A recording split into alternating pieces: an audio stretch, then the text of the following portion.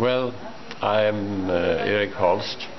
I was a medical student, 21 years old, in 1951, and we were encouraged by the newly formed World Health Organization to create a formal association of medical students associations, because that was a precondition for the World Health Organization to collaborate with us.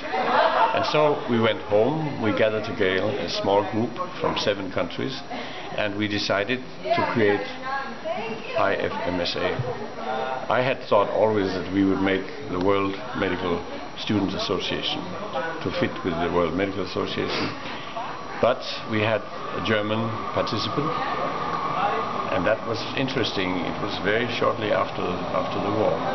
But this German medical student, he said, "This is not an association. This is a federation of organizations." And then we said, "Okay, so what is it called?" And then he said, "International Federation of Medical Student Associations." And then we sighed deeply and said, "Okay, so be it."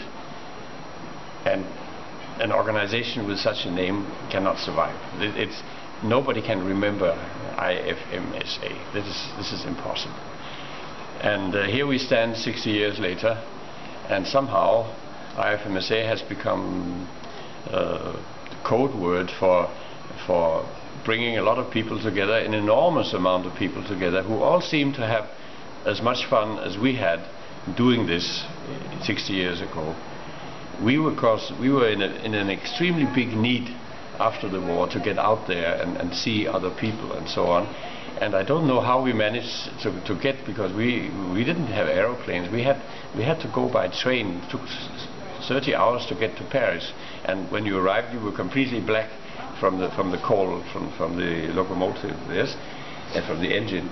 So that was the life at that time, and everything we had to write out. If we need 3 copies, we took 3 pieces of silk paper to put, and then carbon paper in between, and then whenever there was a mistake, we had to redo the whole thing, yes.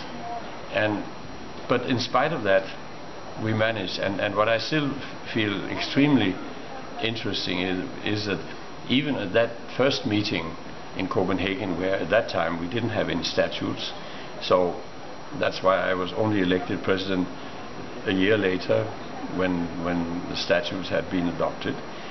But what we did do immediately, we created a committee for professional exchange, and we called it SCOPE.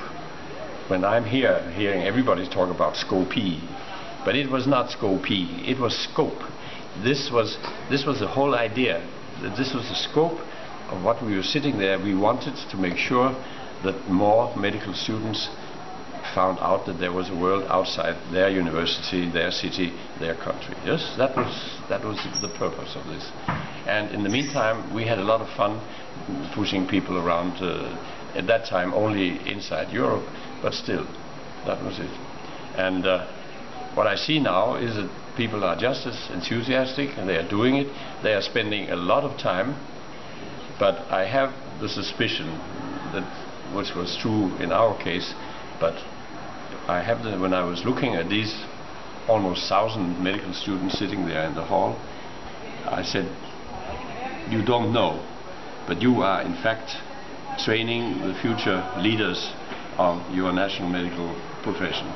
Because the people who learn to look outside, they come back with ideas, and people who have ideas, they are elected to functions, and that's it.